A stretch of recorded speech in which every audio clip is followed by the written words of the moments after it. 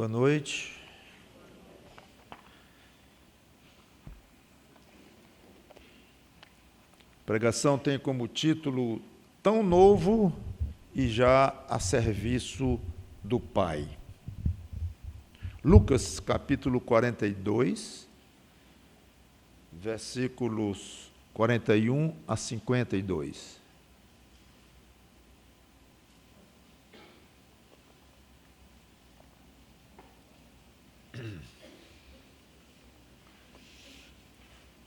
Lucas 42, Lucas 2, 41 a 42.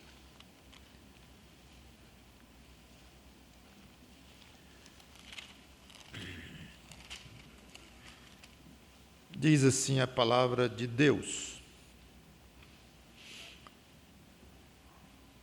Ora, anualmente iam seus pais a Jerusalém para a festa da Páscoa. Quando ele atingiu os 12 anos, subiram a Jerusalém segundo o costume da festa. Terminados os dias da festa, ao regressarem, permaneceu o menino Jesus em Jerusalém, sem que seus pais o soubessem.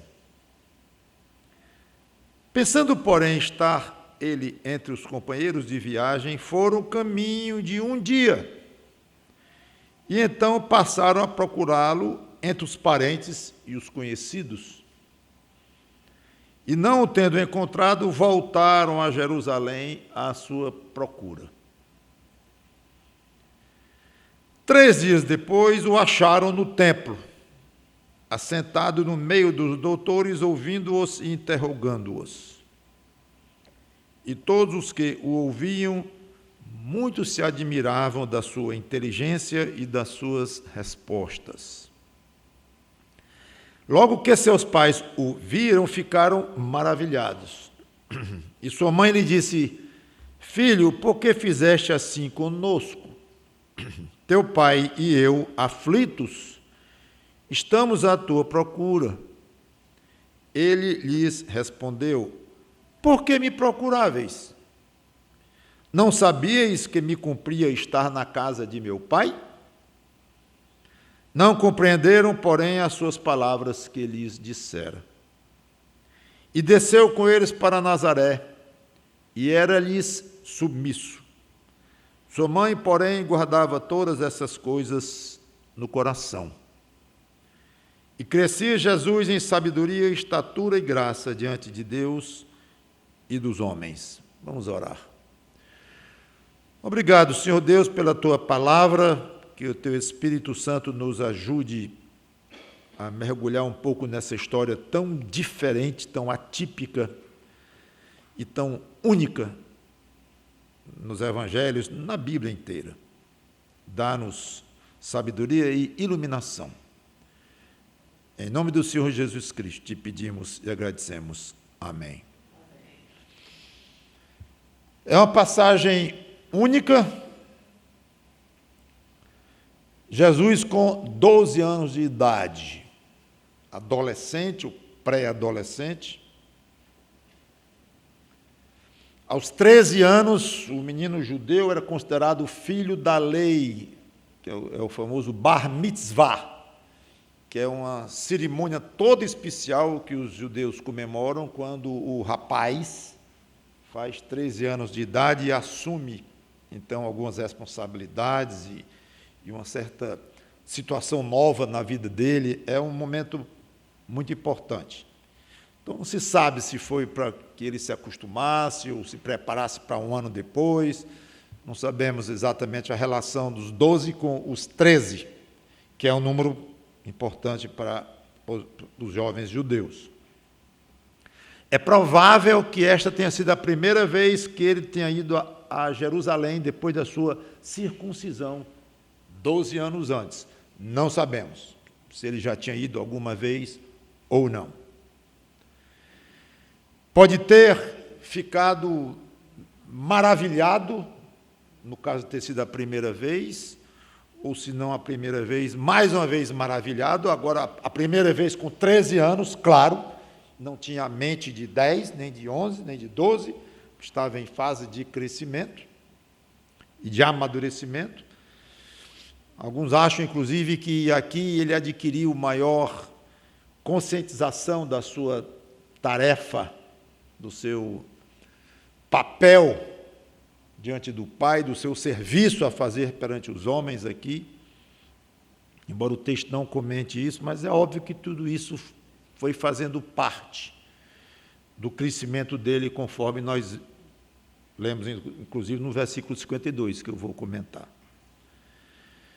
No retorno, parece que o costume era que as mulheres e as crianças, o grupo de uma mesma cidade viajava junto, quando ia a Jerusalém. A lei mandava ir 3 vezes a Jerusalém, mas na época iam mesmo uma vez, que era nesta ocasião aqui. Então eles iam juntos, obviamente motivo de praticidade, de segurança e tudo mais, um comboio. E tudo indica que as mulheres ficavam na frente durante a caminhada com as crianças e os homens atrás, como fosse uma retaguarda.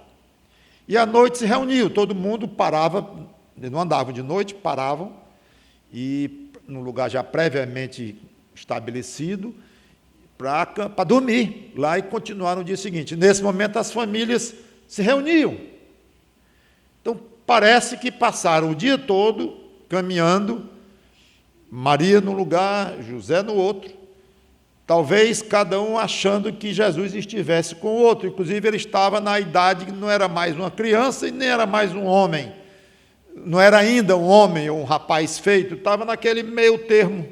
Então, pode ser que tenha acontecido algo parecido. Seja como for, o fato é que no final do primeiro dia, aí não é especulação, é fato, notaram que Jesus não estava com nenhum, nem com o outro, e nem entre os parentes, procuraram ali.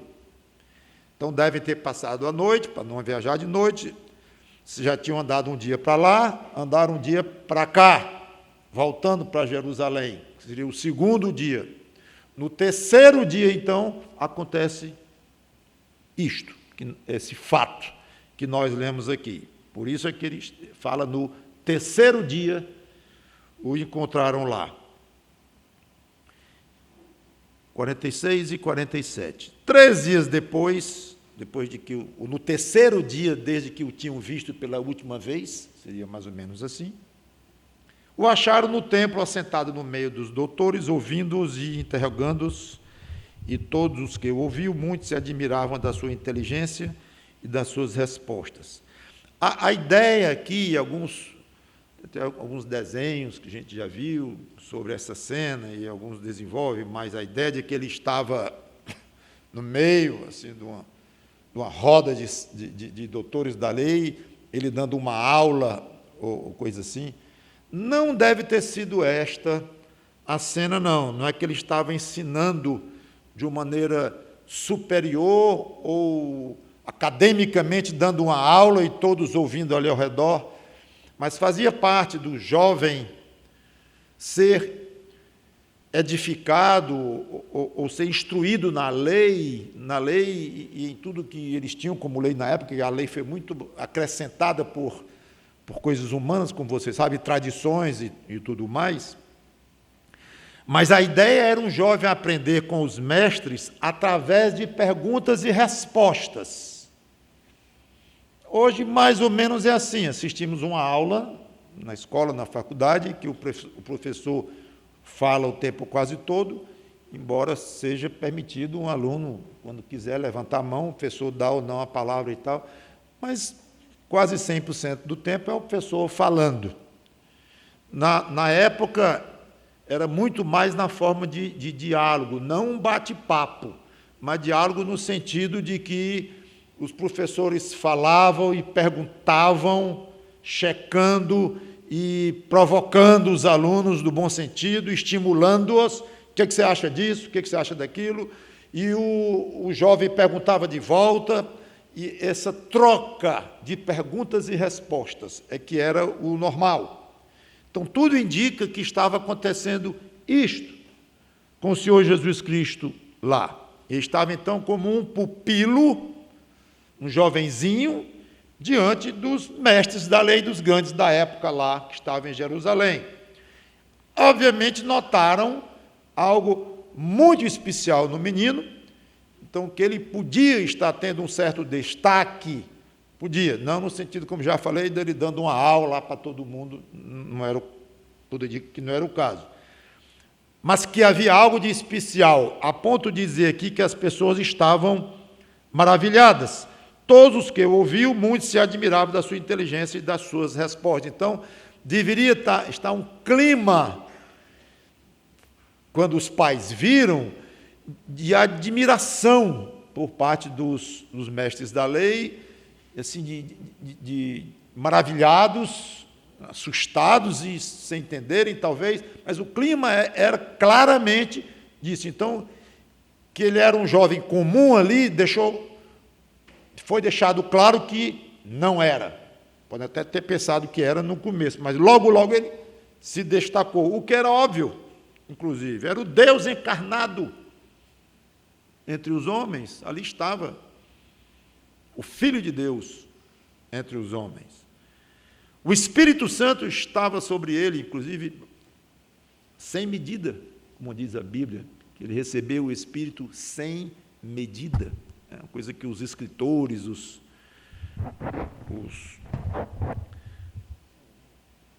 pastores, os que escrevem, os que ensinam, falam muito nisto. Quando falam da sabedoria humana de Jesus Cristo e do comportamento dele moral, na decisão dele de não pecar, ser tentado como foi várias vezes pelo diabo, não somente naquele deserto, depois do batismo, mas em várias ocasiões, e resistiu. Então, ele estava totalmente possuído pelo Espírito Santo, sem medida. Já estava ali, obviamente, aos 12 anos. E como um ser humano, como um jovem, não tinha pecado. Então, nós não temos ideia de como é o jeito, as feições, o olhar de alguém sem pecado. Nós não temos ideia. Ele era. A Bíblia comenta do olhar dele, comenta da atitude de autoridade dele. Aqui, quando a gente vê isso nos evangelhos, mostrando que a postura dele era diferente. Obviamente, a inteligência dele era cristalina, porque não era corrompida por nada, absolutamente nada que lembrasse pecado, ou alguma coisa que desagradasse a Deus, um pensamento hostil a Deus, uma doutrina errada, nada. Então, tudo nele era belo. Tudo nele atraía, no sentido de tem algo muito diferente com esse menino aqui. Mesmo assim, não deixava de ser menino. E estava passando pelo processo normal de desenvolvimento, conforme vamos comentar. Obviamente, ele não estava ainda na plenitude da sua estatura mental, de compreensão, que ele alcançaria ao se tornar adulto, de sabedoria. Ele ainda estava crescendo nisto. Como criança, ele era perfeito. Como menino, ele era perfeito. O que um menino pode ser perfeito. Como adolescente, ele era perfeito. Mas o adolescente perfeito não é igual a um homem perfeito. Um adolescente é um adolescente. Claro, então a perfeição de um adolescente é diferente da perfeição de um menino, de uma criança, de um adulto. Então é bom nós entendermos isto, que Jesus Cristo passou por estas fases de crescimento humano. Quanto ao aspecto divino, para nós, nós não entendemos, não sabemos qual era a relação exata, o ponto de encontro da natureza humana com divina, e o fato é que ele chegou a dizer, eu não sei, isso eu não sei, só o Pai sabe este momento. Então, é evidente que ele abriu mão, dentro da sua natureza divina, ele abriu mão do conhecimento de algumas ou muitas coisas. Como falei, é muito misterioso para nós. Então, ele nunca deixou de ser Deus em nada, mas, obviamente, ele deixou de lançar mão de atributos ou de características e de conhecimentos que ele tinha como Deus. É o máximo que nós podemos explicar. E como ser humano, era um ser humano como qualquer um de nós. A Bíblia deixa claro isto, só que sem pecado. Então, passou pelo desenvolvimento normal. Não encontramos aqui um Jesus maduro, adulto, como ele era. Não devia estar interessado em muitas filosofias e teologias complicadas, imagino eu. Aliás, ele nunca esteve, quanto mais como menino, como adolescente. Como eu penso que deve ter sido, com a sabedoria pura que ele tinha, ele via as coisas de uma maneira muito simples e na essência, como o Pai vê. Talvez até de um modo infantil, no bom sentido da palavra.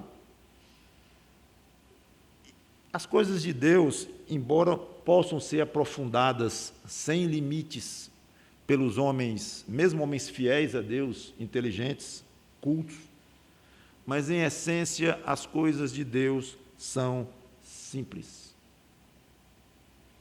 Uma criança ou um adulto sem instrução pode entender a base do Evangelho, uma vez iluminado pelo Espírito Santo.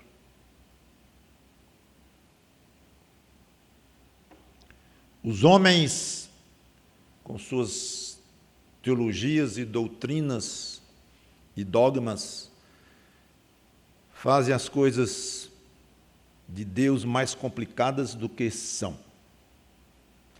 Quando eu digo mais complicadas, não estou dizendo que não são misteriosas e que são fáceis de ser compreendidas, não, elas não são fáceis de ser compreendidas, elas são impossíveis de serem compreendidas. Não é essa a questão. Quando eu digo que é simples, é assim. E como é que se explica, então, Deus assim, assim, assim? Permitir isso assim, assim? Ou diz, porque ele achou melhor assim. Ou a palavra de Deus tem a resposta. Está lá, a resposta é meio esquisita, mas é o que está escrito, é isso aqui. Não, mas ele não explica tudo, tá bom, é o que está escrito.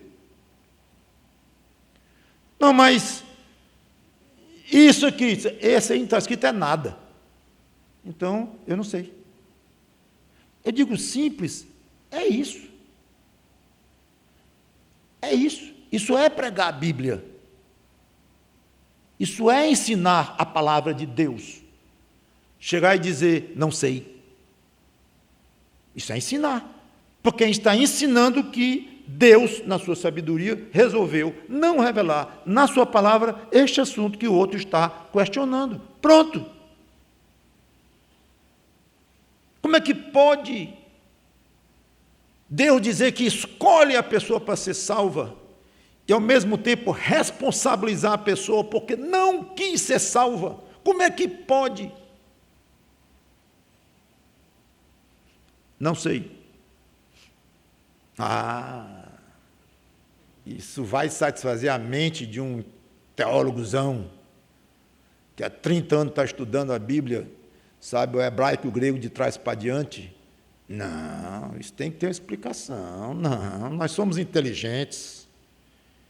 E nós temos que encontrar. Não é possível que a Bíblia não dê uma pista, ou pela Bíblia nós consigamos dar uma resposta que satisfaça a nossa curiosidade e a nossa inteligência. Aí os homens começam a se complicar, neste ponto.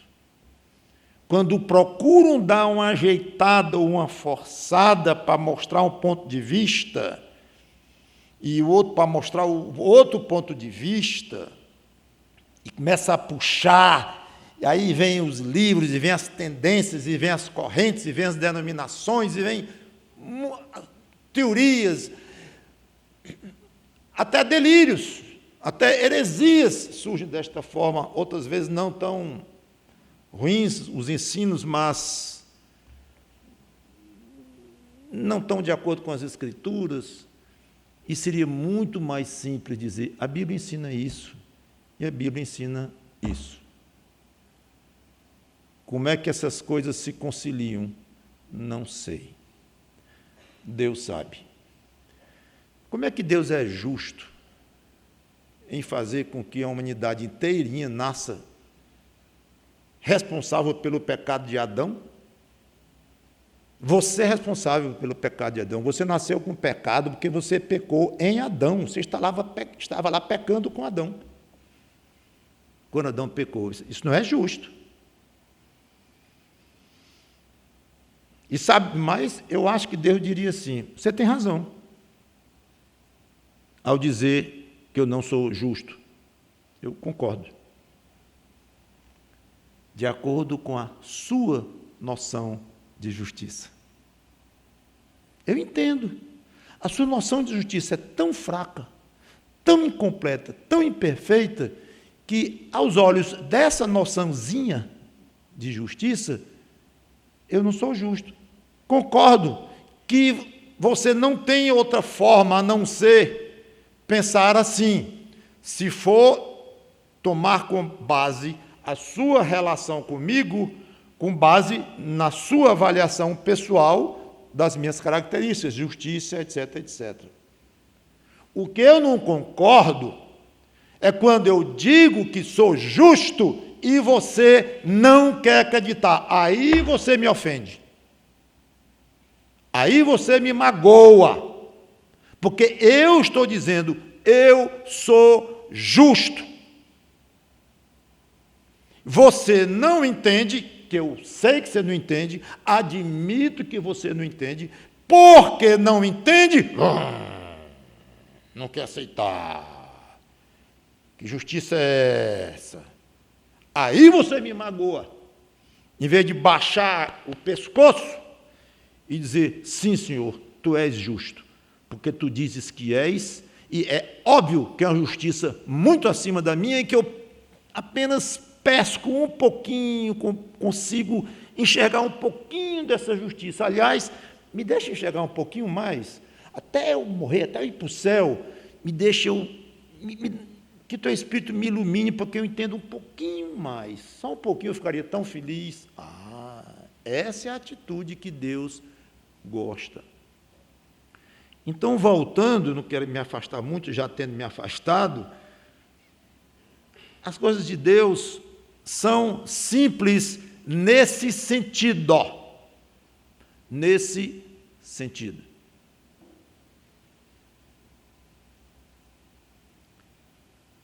Agora, é provável que a inteligência de Jesus tenha chamado a atenção por um outro fator. Além do próprio brilhantismo, da inteligência dele, da sabedoria dele, com certeza chamou atenção. Esse fator o levou à morte, lá na frente, lá na frente. Até aqui, claro que não. Inclusive, temos uma afirmação muito interessante no versículo 52, que eu vou terminar com ela. Mas sabe o que foi esse fator? Ele estava dizendo coisas diferentes do que os doutores pensavam e ensinavam. Eles tinham modificado muito a lei pura, como foi transmitida a Moisés, a essência da lei.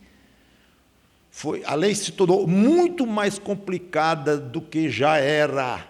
com muito mais detalhes, agora acrescidos pela mente humana, interpretações e adições, e que o judeu médio tomava como lei, e não conseguia mais separar o que era lei pura de Moisés e o que eram os acréscimos dados pelos grandes doutores da lei. Começou a parecer tudo igual. Aí Jesus dizia, não é assim não. Não é assim. Eles estavam acostumados com a maneira da Bíblia, da lei parecer que era, ensinavam daquele jeito, aí veio o menino de 12 anos de idade e disse, não, isso aqui não. Talvez dizendo, e provavelmente dizendo, com muita naturalidade. Como eu disse, talvez seja mais real, na nossa imaginação, parecido com o que aconteceu, ele falando naturalmente, não é assumindo uma posição, talvez de autoridade, como ele fez quando era adulto, provavelmente não. Isso aqui, ia perguntar, não, assim, não, a lei diz assim, mas não, aqui não está na lei, não. E esse fator deve ter causado muita admiração na época, embora não raiva, não oposição ainda, nem perto disso. E fazer oposição teológica, oposição forte ao menino. Agora, causou uma admiração enorme. E aqui está outra face da lição anterior. Do jeito que, como eu comentei, não é tão difícil compreender a essência da palavra de Deus, sem complicações, da maneira como ela está apresentada a nós, do jeito que é fácil compreender com a iluminação do Espírito Santo, é fácil distorcê-la. Geralmente existem duas tendências: subtrair da palavra de Deus, ensinando que o que interessa é o coração, e dando pouco valor à vida, às atitudes, às ações, às obras. Obras, inclusive, se tornou uma palavra quase que evitada pelos pregadores crentes, por causa da famosa oposição de ideias entre fé e obras, em que algumas religiões chamadas cristãs ensinam a salvação pelas obras, que a mente humana aceita, a mente pecadora humana aceita com muito mais facilidade. Faz coisas boas, muito mais coisas boas do que faz coisas ruins. Então, as coisas boas estão a favor dele. Passou no teste. 10 questões a prova. Acertou 7, errou 3, passou. Mais ou menos isso. A ideia de merecimento é razoável, pessoa boa. Então, tornou-se ensino oficial de muitas religiões e seitas e tudo mais. Salvação por obras. Então, vem a outro lado, como eu disse, é que aí o crente, fiel às Escrituras, quer falar na importância das obras e fica com receio. Senão vão já dizer que eu sou um pregador de salvação pelas obras. Então, a palavra obras, eu pouco falo, é uma palavrazinha esquisita. É uma palavra oposta à fé. Ou é uma coisa ou é outra. Não fale na virtude das obras, que você já está correndo perigo de ser chamado por um grupo da sua denominação e já ser questionado e tal. É um engano isso.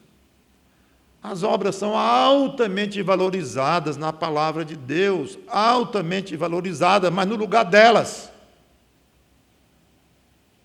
Não é questão que é fé ou obra é fé, uma coisa ou outra. Não é. salvação é pela fé, mas a fé vai gerar boas obras. E as boas obras são tão necessárias e tão importantes para se demonstrar que tem fé, que Deus, inclusive, valoriza na palavra dele próprio obras a tal ponto que dá a entender que é tão importante quanto ou mais do que a fé. Não é. A origem toda é da fé, que é um dom de Deus, é dado por Deus.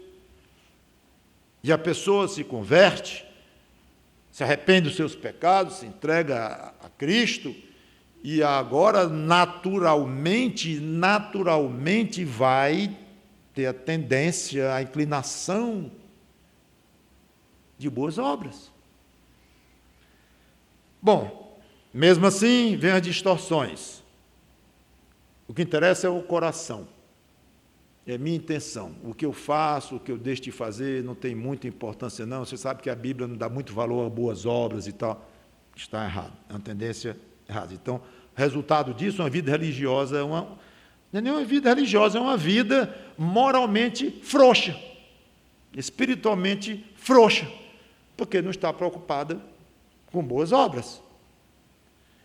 E vem o outro lado, o contrário, adicionar prescrições legalistas, tipo, tem que fazer assim, tem que fazer assado. Tudo bem, você não vai ser salvo por isso, mas pelo menos some sua fé com as boas obras para ver se você conquista aí um lugar melhor e tal, e começa a dar uma importância, de fato, distorcida a questão das boas obras e vira o famoso legalista, com aparência de muita religiosidade, que o importante é fazer isso, o importante é fazer aquilo, o importante é não deixar de cumprir isso, de cumprir aquilo, caindo muitas vezes numa grande hipocrisia, e as duas coisas estão erradas. Então tem que haver equilíbrio. O coração é importante, mas as obras, as ações, as obras também são importantes. E geralmente essas tendências, quando elas chegam, são resultado de um exercício perigoso, que é muito querido entre PhDs, entre filósofos, acadêmicos, que é dissecar a palavra de Deus à luz de filosofias e questionamentos existenciais e coisas desse tipo. Muitos famosos no chamado cristianismo fizeram isto. Tomás de Aquino é um que se caracterizou por isto, por uma teologia muito misturada com humanismo, com filosofia, dava para apresentar Deus de uma maneira razoavelmente coerente com os grandes filósofos gregos, de uma maneira tal que se consegue conciliar a ideia de Deus, como ele diz que é, e a ideia dos homens, como acham que Deus é, e dá para entender Deus, e dá para racionalizar um tanto quanto a questão de Deus, da sua existência e dos atributos dele e tudo mais. Distorção. Livros enormes, grossos, e isso deu muita ocasião para discussões e épocas inteiras em que esse tipo de ensino era o característico, e as pessoas nas trevas, não saíam, não era o evangelho puro, era uma mistura. Quando se mistura a palavra de Deus com qualquer coisa, não é mais a palavra de Deus.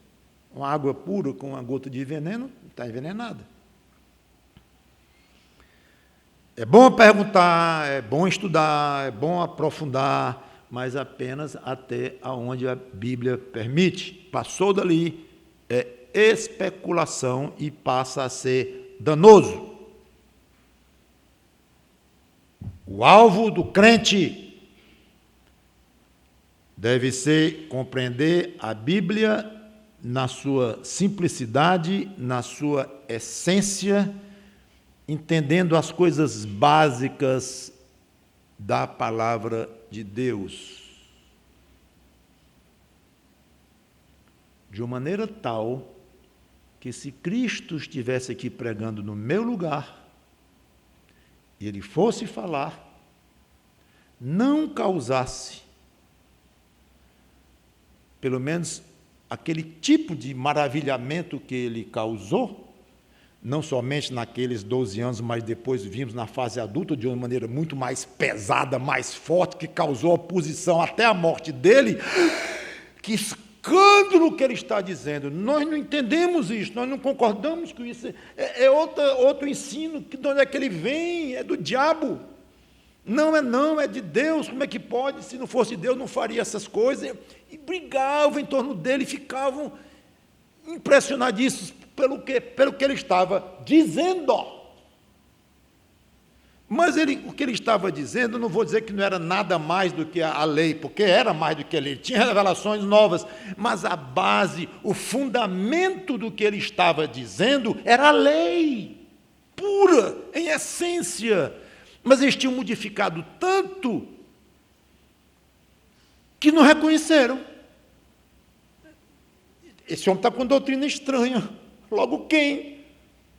Já imaginaram Jesus chegar aqui e começar a pregar e dizer a vocês o que ele está dizendo?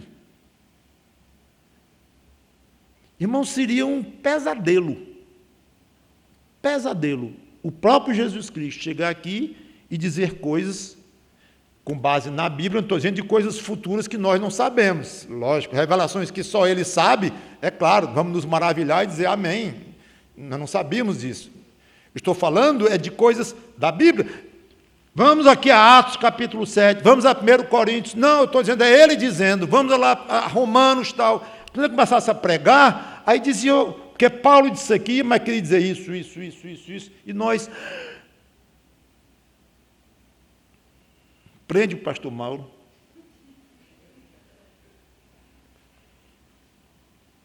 Seria um fracasso muito grande. Então, a preocupação do crente é entender a Bíblia da maneira como ela está revelada, de maneira tal que, se o próprio Jesus Cristo fosse estar diante de nós pregando a Bíblia revelada, seria, muita pretensão dizer seria a mesma coisa, mas não haveria esse fator. Claro que seria muito mais belo, muito mais lindo, muito mais tocante, é óbvio. Mas não haveriam revelações que você dizer, eu nunca entendi isso assim, meu Deus, como está completo, como foi ensinado errado isso para nós. Uma tristeza. Então, quero continuar. Agora o diálogo com os pais dele. Mas antes disso, se concentre em estudar as coisas básicas e essenciais das Escrituras. Você mesmo conferindo, você mesmo examinando, você mesmo estudando. E se tiver uma tendência de ir mais fundo, examinar o ensino tal e tal, o desenvolvimento ao longo da história, da ideia de batismo, ou da ideia de ceia e Eucaristia, e como é que se desenvolveu a teologia com relação à pessoa de Cristo. É interessante, é fascinante, mas vá com cuidado, porque aí você já estará estudando a história, estudando o que os homens entenderam da palavra de Deus e tudo mais. Mas, e aí, como eu disse, não tem limite, mesmo para homens crentes sérios, o aprofundamento da palavra de Deus não tem limite. Tem homens fiéis que aprofundaram muito, muito mais do que a média de nós. Mas é algo que tem um risco elevado. E espero que, e com certeza, muitos sabem disso, tomam cuidado com esse risco e se conduzem de uma maneira responsável, passam décadas no ensino, no pastorado, na autoria de livros e deixam uma obra coerente com o miolo, com a essência das Escrituras. Começou a falar em releitura, já tenho dito isso algumas vezes, uma reinterpretação disso, ou uma ideia nova, isso é para os incautos, para os tolinhos, para os ingênuos, uma ideia nova, diferente. Eu estou com interpretação aqui que eu não vi em lugar nenhum até hoje, nenhum comentário. Eu acho que imediatamente eu diria assim, quarentena nele. Está dando aula na escola dominical? Está. Para. Substitui imediatamente. E vamos conversar com ele, e quarentena nele. Ele descobriu um versículo, uma interpretação que nenhum até hoje ninguém tem. Vamos conversar com ele, vamos com calma. Vamos com calma. Mas para! Está um pouco perigoso isso. E é assim. Agora, alguém quer ir para a física, para a matemática, para a química, em termos de ciência mesmo, vá, crente em Jesus Cristo, fiel, está cheio de PhDs aí, pós-doutorados e tal, que são muito bons, cientistas na sua área, médicos e tudo mais, ótimo, beleza, vá fundo, vá fundo. O problema é quando querem fazer da Bíblia uma ciência. Aí tome currículos, e cursos após o outro, e diplomações mais profundas do que as outras, e fazem disso realmente algo curricular, acadêmico, científico. Aí complica. Especialmente quando um doutorzão desse quer se medir com os doutores da ciência secular, que rege o mundo, rege o universo, rege as coisas aqui, as coisas de Deus, que rege aqui, a maioria nem crente é. Mas quando alguém, um estudioso desse, é inteligente demais e culto demais, ele começa a querer se vangloriar e não ficar para trás. E quando os cientistas ateus dizem religião, essas coisas de Bíblia e tudo, religião é coisa de fé, não tem nada a ver com ciência. Pronto, ficam loucos. Não, eu tenho que provar que envolve ciência, e aí vai, e a confusão é grande. Envolve, porque é o Deus que criou todas as coisas, mas você não vai convencer nunca o mundo científico de que a Bíblia é algo tão científico quanto um tomo, um livro de física, ou coisa assim. Não é, é outra coisa completamente diferente. Então, não tem nada a ver com a ciência aqui. Eu não diria que não tem nada a ver. Ela, obviamente, o que ela diz é verdadeiro, está afinado com as coisas ao redor. Foi Deus que fez tudo, e a própria Bíblia. Mas querer misturar uma coisa com a outra dá problema, e dá desvios. Uma fé pura, uma fé baseada numa palavra de Deus simples, é coisa bonita, irmão ou irmã. É coisa bonita. E valorize isso. Vamos nós. Versículo 48. Logo que os pais o viram, ficaram maravilhados, e sua mãe lhe disse: Filho, por que fizeste assim conosco? Teu pai e eu, aflitos, estamos à tua procura. Duas reações. Ficaram maravilhados com o que viram, a sabedoria dele, a desenvoltura dele entre os doutores da lei. O versículo 50. Não compreenderam, porém, as palavras que ele dissera e tal. Dá uma pequena pista que eles não tinham costume de conversar sobre coisas espirituais com Jesus Cristo. Inclusive, ele era um menino, apesar de que muito especial, e eles tinham formações demais de quem era Jesus Cristo, com as visões que eles tiveram, tanto José quanto Maria e tudo. Mas o diálogo aqui a gente vê claramente que ficou um pouco truncado. E ela não estava entendendo a reação dele. Seja como for, vocês que são pais de adolescentes e guardadas as devidas proporções, não subestimem a capacidade dos seus filhos. Você pode ter dentro de casa um filho mais inteligente, mais sábio, mais espiritual, se ele for crente, do que você. Não se esqueça, a estatura pode enganar, e a pouca idade.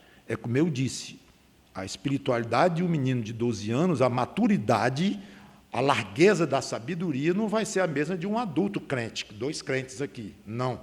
Mas como menino, pode haver e deve haver moças, mocinhas, rapazinhos, muito sábios, guardadas as proporções do tamanho deles, iluminados, santificados, convertidos a Cristo e mais inteligentes, mais tudo do que os pais. Só não tem mais autoridade, porque o pai tem autoridade sobre ele até crescer. Depois, nem isso tem mais. Então, muito cuidado vocês, pais de meninos, que estão no caminho da adolescência ou até que já são. Pense bem na maneira como vocês vão olhar para os seus filhos e tratá-los. Repreensão de Maria. É uma situação curiosa. Maria dando um leve carão no próprio Filho de Deus em pessoa. Tudo bem, era filho dela também, em termos humanos. Então, ela tinha essa autoridade e, obviamente, o tom de voz de Maria é que mostrou se era uma repreensão, ou era uma queixa, ou era um lamento, não sei, nós não temos, as palavras escritas não gravam o som, então a gente não pode ver o tom pode variar muito. Por que você fez isso? Por que você fez isso? Mesmas palavras, no papel, idênticas. Aí o escritor vai ter que ter capacidade de descrever que aquelas palavras foram ditas de uma maneira tal, de uma maneira tal. Mas é muito mais pobre do que você ouvir, e mais pobre ainda do que você ouvir e ver uma cena. Então, não sabemos exatamente o tom de Maria. De qualquer forma, parece ser evidente que os pais não gostaram muito do que Jesus fez. Pelo menos Maria, e ela falou em nome dos dois: nós estamos te procurando aqui, ansiosos, angustiados, porque você fez isso conosco. Ela colocou sobre ele a responsabilidade. Jesus diz 2 frases antes da sua fase adulta. Até ele chegar aos 30 anos, só tem 2 frases de Jesus Cristo registradas na Bíblia, eles estão aqui. Por que me procuráveis? Primeira, não sabias que me cumpria estar na casa de meu pai? Segunda, pronto. Ele se admira com a chateação, ou a tristeza, ou o nome que você queira dar, dos pais. Ele não aceita. E ele pergunta se eles não sabiam que cumpria a ele estar na casa do pai dele. Será que eu preciso lembrar tudo que vocês sabem sobre mim?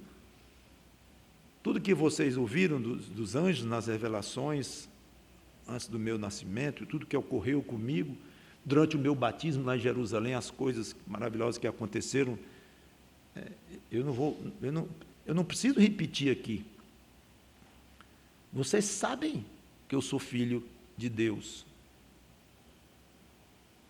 Pode até não entender muito bem, mas sabem. E eu estou aonde? O templo que é, senão a casa do meu pai. Eu estou exatamente onde eu precisava estar.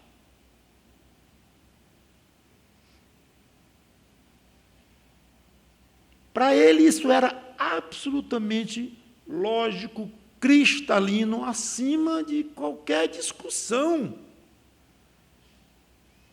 Inclusive, Maria disse: eu e teu pai, aliás, teu pai e eu estamos aflitos à tua procura. E ele logo disse: eu devia estar na casa do meu pai. Não sabemos se foi uma maneira muito sutil, mas forte, dele lembrar que José não era o pai dele. Não que Maria tenha errado, porque José era o pai legal dele, tinha essa autoridade sobre ele como educador dele, e José era marido da mãe de Jesus. Maria era mãe de Jesus, óbvio, mas José não. Então não é que Maria errou e disse uma impropriedade, mas pode ser que nas palavras dela, Jesus conhecia corações, não sei o quanto ele conhecia nessa idade, ele estava já, qual o nível em que ele estava nisso, mas o fato é que ele, logo depois que ela falou, teu pai, ele disse, meu pai, aqui, e eram pessoas diferentes. O teu pai, por Maria, era José. Não que Maria desconsiderasse, nem soubesse que deixasse saber que ele era filho de Deus. Repito, eles sabiam. Há, inclusive, autores, escritores e comentaristas que acham que é uma prova que José não sabia do nascimento virginal de Jesus, nem Maria, e não sabiam nada, e vão por aí, vão longe nisso aí, mas já é heresia mesmo. Mas não precisa ir muito longe para entender que Maria usou a expressão de uma maneira muito natural. Estavam chegando de viagem, cansados, preocupados. Por que você fez isso conosco? Teu pai e eu estávamos preocupados atrás de você. Tudo bem. Aí ele, eleva o nível imediatamente. Nem questionou. José é meu pai, não é meu pai, ele é meu pai só na parte legal e tal. Não. Minha mãe, o meu pai, aqui, é o dono dessa casa aqui. Essa aqui é a casa do meu pai. E eu me admiro muito. Me admiro muito a senhora não saber que eu devia estar aqui. É muito interessante isso. Quer dizer que Jesus, então, não ia voltar para Jerusalém mais, não? Jerusalém, não. Para a terra dele, Nazaré. Quer dizer que ele agora rompeu... Não. Tanto que ele foi logo depois, vamos ver aqui.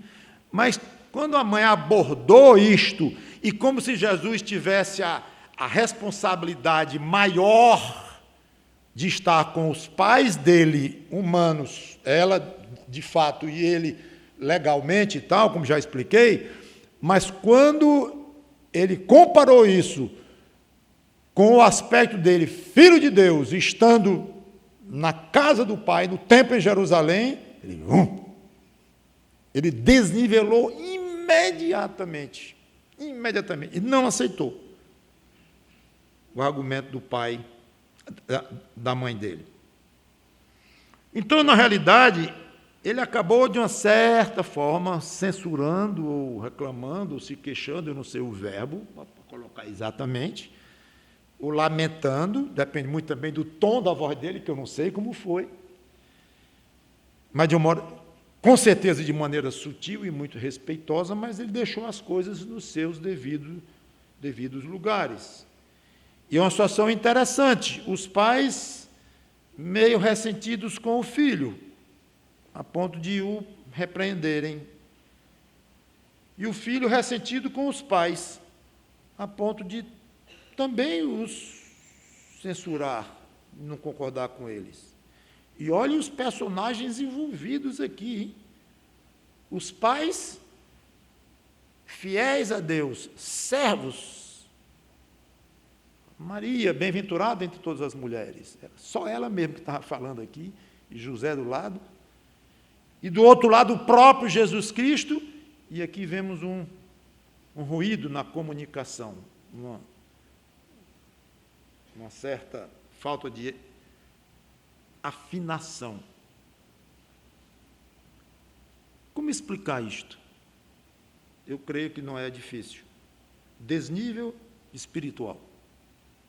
Por mais que José e Maria fossem pessoas espirituais, que eram, perto daquele garoto, eles eram mínimos. Níveis espirituais diferentes geram pontos de vista diferentes. E é algo muito sério, até na vida cristã. Um crente fraco ou relapso, de uma vida cristã modesta, simplesmente não compreende porque um crente forte age de certo modo. Não compreende, ainda critica. Isso em várias áreas da vida, a educação dos filhos.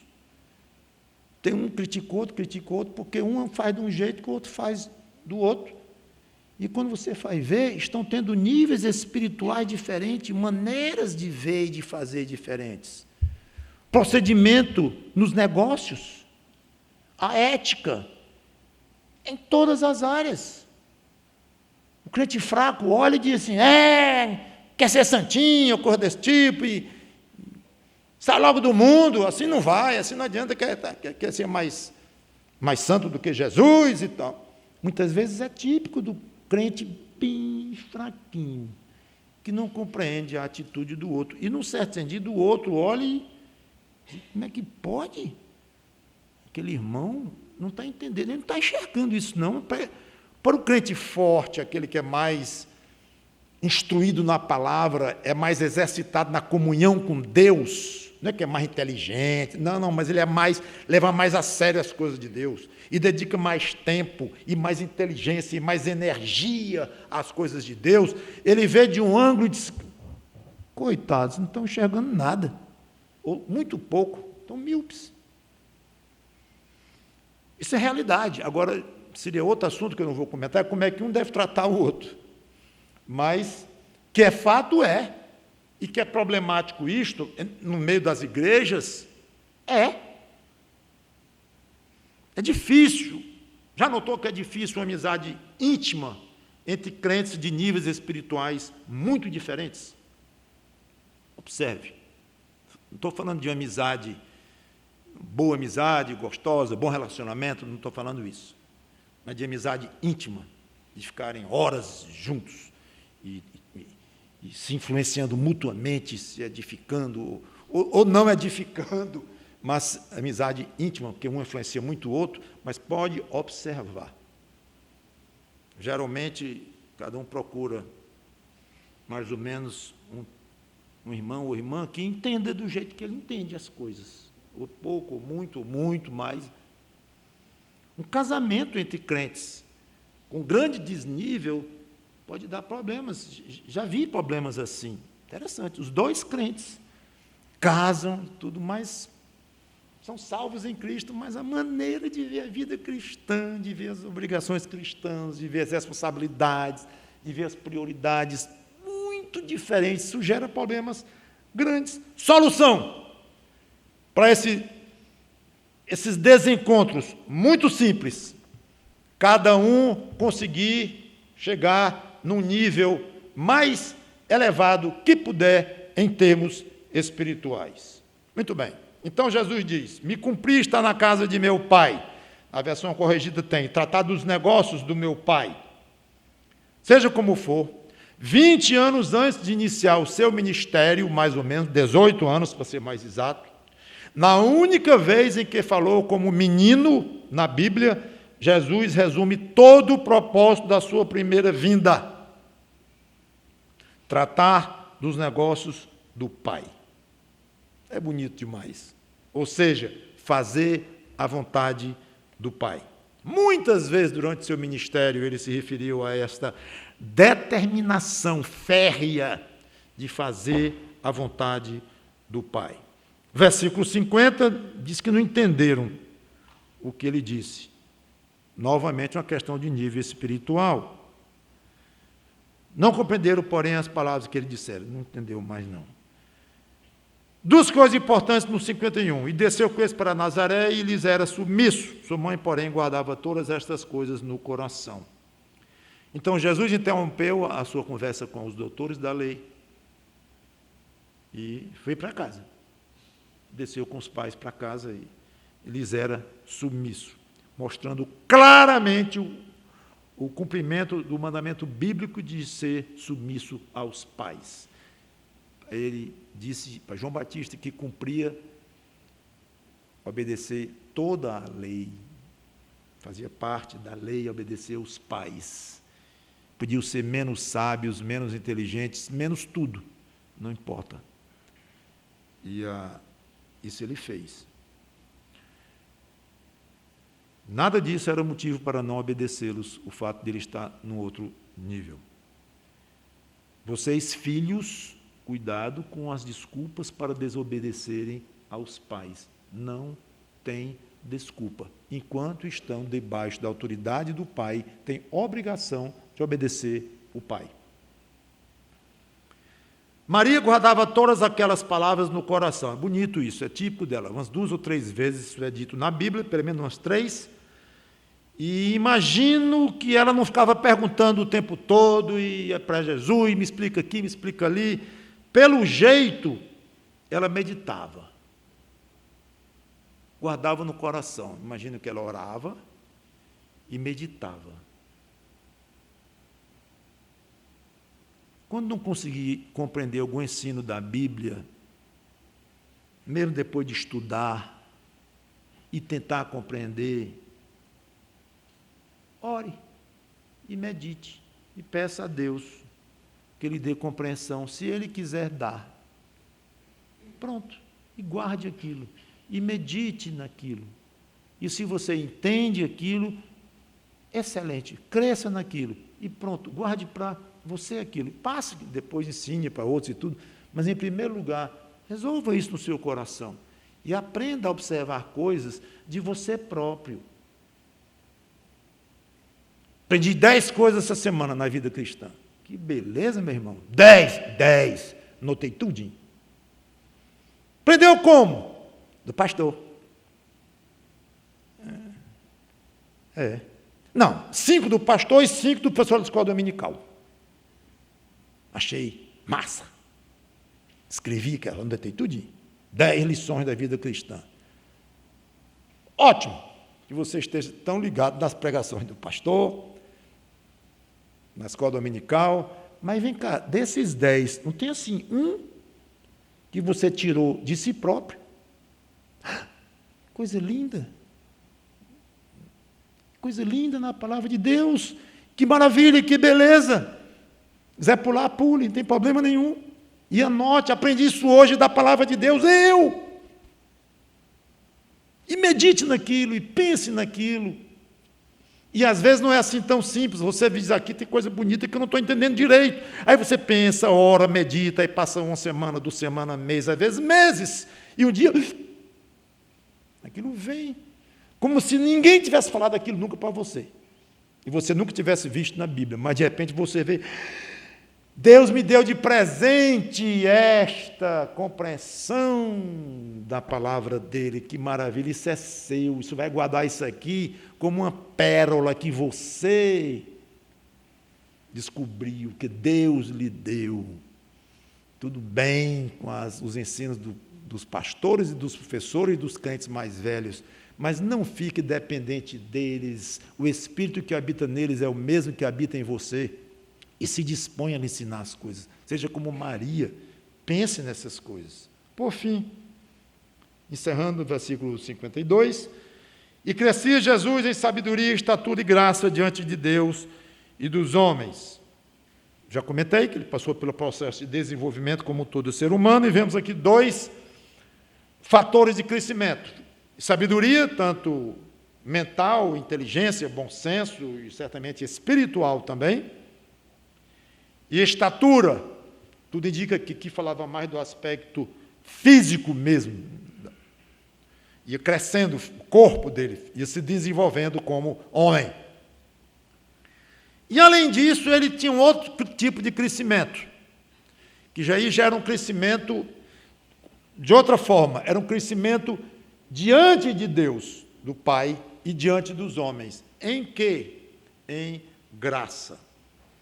Graça aqui deve ter o sentido típico de favor, de uma aceitabilidade, de um prazer na relação. O relacionamento com o pai ia se aperfeiçoando à medida que ele crescia. Engraçado não. Interessante não era a mesma, desde que já nasceu pequenininho e já era a mesma compreensão, a comunhão com o Pai. Não, ele foi crescendo nesta comunhão. Uma comunhão que, obviamente, devia dar muita alegria ao Pai. Acho eu que, especialmente, ele como homem, ou de outra forma, como humano. Deus criou Adão e Eva sem pecado, e eles eram não pecadores, porque foram criados assim. Eles não eram não pecadores por teste. No primeiro teste, falharam. Caíram da graça de Deus. Aquele menino estava sendo testado e firme como ser humano. Até aquele dia, 12 anos de idade, nunca tinha pecado. Olha que menino de 12 anos, ou uma mocinha de 12 anos, já pecou um bocado, nem que seja aqui. Todos vocês, todos nós sabemos disso. Esse aqui não. Então, o Pai, Deus Pai, estava tendo pela primeira vez comunhão com um ser humano, testado, ou em teste, todo o tempo, e que não caiu em momento algum. E à medida que ele foi desenvolvendo, essa permanência dele na pureza de não pecar continuava. E nessa firme determinação de permanecer santo como nasceu.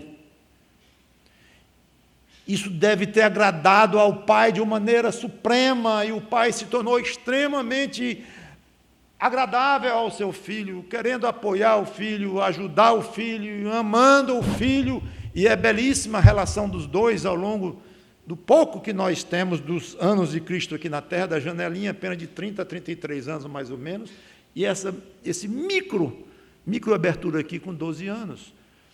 Mas então ele já estava agradando ao Pai, ele já estava recebendo do Pai uma atitude de favorecimento, de prazer, de gozo. Bonito isto. E dos homens? Dos homens.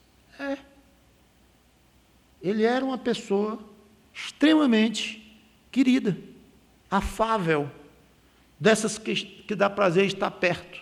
Tem pessoas agradáveis. E ele, de uma maneira muito especial, porque não era só agradável, ele era santo. A influência dele, o olhar dele, o sorriso, o jeito dele, fazia bem.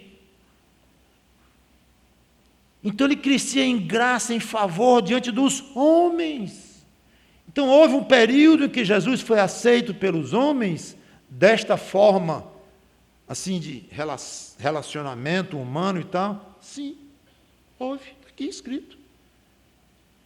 Crescendo em graça diante de Deus e dos homens. Extremamente devia ser querido, agradável, respeitado pelas pessoas, Jesus Cristo. É uma face dele, é um ângulo, a gente pouco comenta. Por quê?